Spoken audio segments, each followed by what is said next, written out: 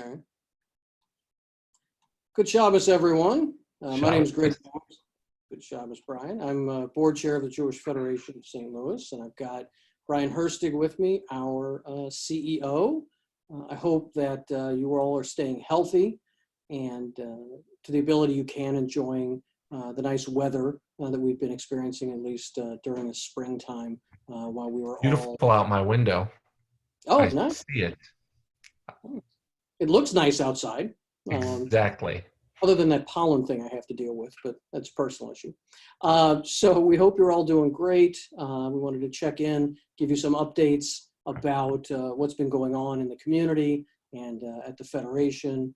Make sure you're aware of some resources that are available in the community to help those in need. So, Brian, how's your week been? You know, my personally has been great at the Federation. It is really continues to be, I would say business is normal, but I don't know what normal is. The staff, we are all working really hard.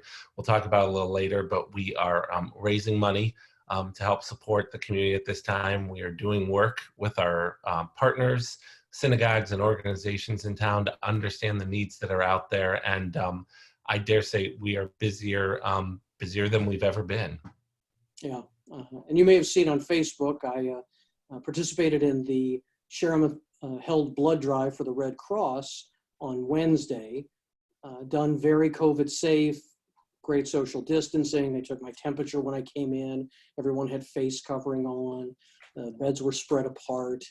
And so it was great. I heard from the team at Sharon that I think every appointment that was available was taken. So we were able to, not just raise money as a community, but provide much needed blood in these challenging times when blood drives are obviously not happening at the same level.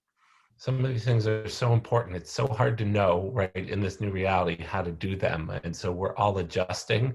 I'm sure they were too. I've heard about people who've gone in for doctor's appointments. You call from the parking lot and they let you know when it's open and free and nobody else is around and you can come in. These are just the adjustments that we have to make to try and keep ourselves safe.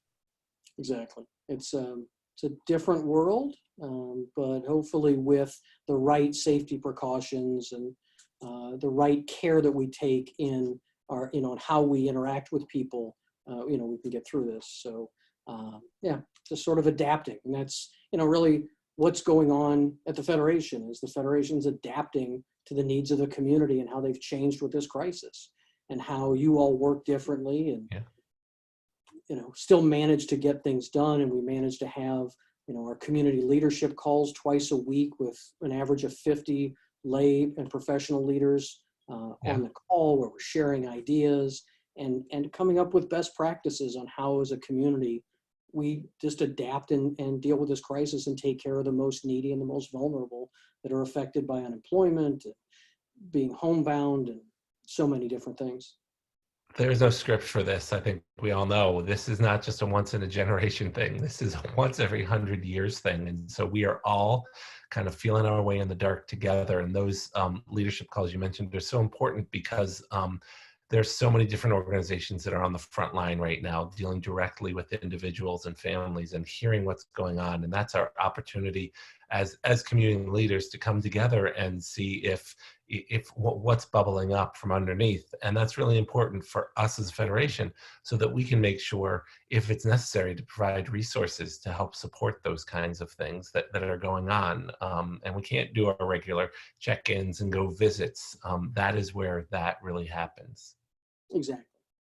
And, one of the things that's really inspiring for me as the board chair is that, this COVID response fund that we created to help address these challenges, as of this morning, we have 380 donors and have raised over $637,000. Wow.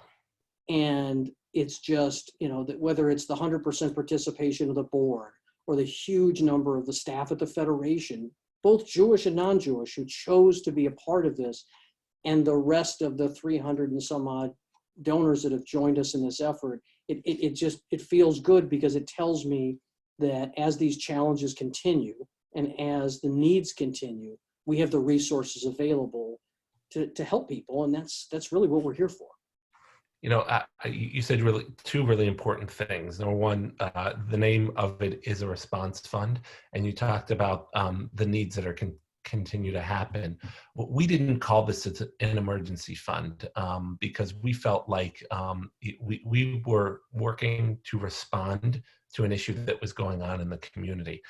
And we did that not just to distinguish it from something that was short term, but also to reinforce the fact that that we are responding to the needs that arise. We're not creating them, we're responding to them. And we do know that whatever this looks like, however long it goes on, the impact of it will go on longer than the immediate kind of things that we see, the job loss, the social isolation.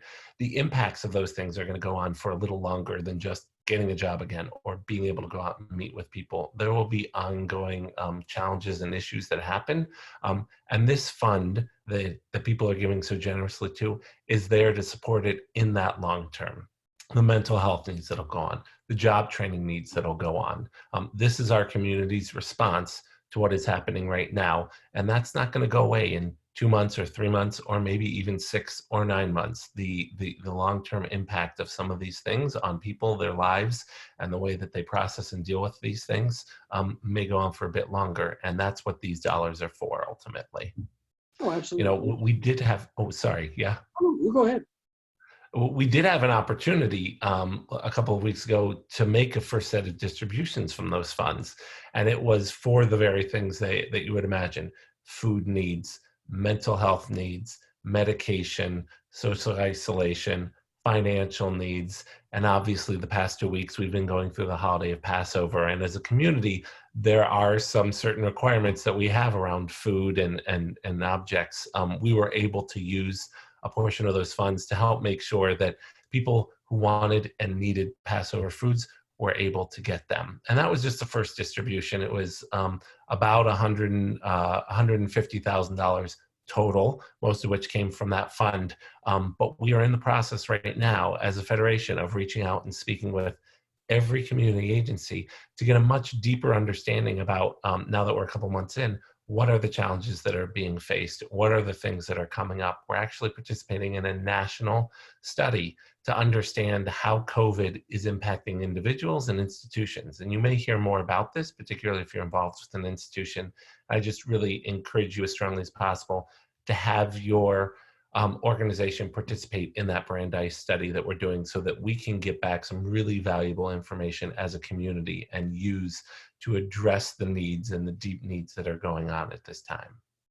Absolutely. And what I also know is that our team in community impact, we made our first phase investment out of the response fund. And the question now is, what does the phase 2 investment look like? Where are the needs? And so, hearing from Miriam at our virtual Zoom board meeting last night, Miriam Seidenfeld over at JFS, about traffic congestion as a result of the increased use of the food pantry, tells me that this is going to go on for a while. We're going to need to support the JFS so that they can keep the food pantry stocked, and with volunteers being on the decline, maybe hire some extra staff. We're going to see needs from all over. And so because we created this new process with our new strategic plan a few years ago, and now have a methodology around assessing needs, we're being thoughtful, and it's not an overly burdensome process so that things aren't delayed. We were able to quickly, this is the crazy part for me. We started this fund 4 weeks ago and have not only raised an amazing amount of money, but we've already deployed a portion of it, the amount that the partners requested. And so, we're able to adapt and use both what our values are as a community and these new process we created so that we make the right investments to help the right amount of people who are in need. And the way we find that out is by everyone communicating, which they've been doing so well, and letting us know where the needs are in the community so we can help address them. Yeah, it's a really good point. And just to get really specific, one of the things that we fund through JFS are a couple of pools of dollars for zero interest loans and emergency financial assistance. And I would just say These are available to any member of the community and or anyone who works or worked at a Jewish institution. If you know of people who need support, who need help, financial assistance to pay a bill, their rent, for food, medicine, whatever it is, please reach out to JFS. There are dollars set aside specifically for this. You should call 314-993-1000. There are dollars set aside. We will continue to set dollars aside as they're needed, as we hear that they're running low. But please reach out to everyone you know and let them know about the resources that are out there. There's no reason for anyone who needs help not to be able to get it. Yeah, and what's great about this, both the Jewish Free Loan Program and the Emergency Assistance Program, one is that they already existed. We had these systems in place. We're just making sure now that they have enough of funding and availability. And number two is, this is the most confidential process. The intake person is the only person who knows who a recipient is. And so, people have enough going on with the challenges of this COVID, and maintaining people's confidentiality is of the utmost importance at JFS. And so if someone is worried that someone might find out that they applied, that will not happen, we are assured. It is a single point of contact to help people. And so if you are in need, if you know someone who's in need, call the number Brian said, look up JFS online, and you will get directed. We want people to get the help they need. No one should suffer in this more than they have to. And we know lots of people are losing their jobs with the nature of the unemployment claims, and work times are being cut back. We are here. Community is here for the community, for everyone in need. Great point. Thank you about the confidentiality. It's really important. And there are a list of resources in the Jewish community and the general community available at our website at jfedstl.org. Check it out. All right, we can probably move on to some fun stuff, maybe. Sure.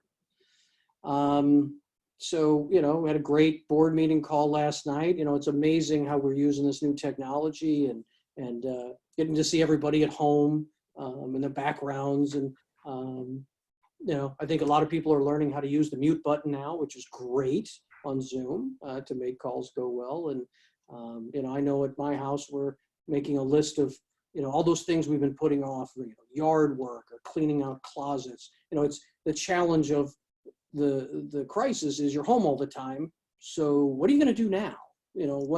Every day sort of is a day, and there's not a lot of difference between the weekends and the weekdays anymore. So I know at my house, we're taking a lot more walks, especially now that the weather's nicer, pollen aside, and just trying to enjoy the outside.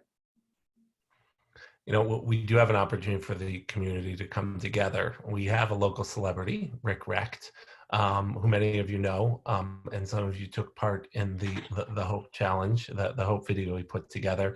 But Greg, I know that you know him personally. Maybe you want to talk about Flagpole. Sure. So one thing that everybody can participate in, starting this Thursday, April 30th, is the Flagpole series. And you can think about it like if you went to Jewish summer camp and everybody gathered around the flagpole in the evening as the sun was going down to sing songs and be together. It's going to be done through Facebook Live. It's a program put on by Rick and Jewish Rock Radio with the amazing support of the Steinberg Family Foundation in partnership with the JCC and with the Federation. And so using the Facebook Live platform, I'm not sure there's a limit to the attendance. I've seen some of the promo videos that are coming out. And so if you haven't heard about it, go to the Federation website or Google it. I'm sure you can find it. It'll be for 4 Thursdays starting this coming Thursday at 7:00. It's going to be great. I think we've taken up enough of everybody's time. Thank you, Greg, for the opportunity to connect. Shabbat Shalom to everybody out there. Good Shabbos, everyone. Stay healthy, stay safe. And if you need us, reach out to us. Thank you.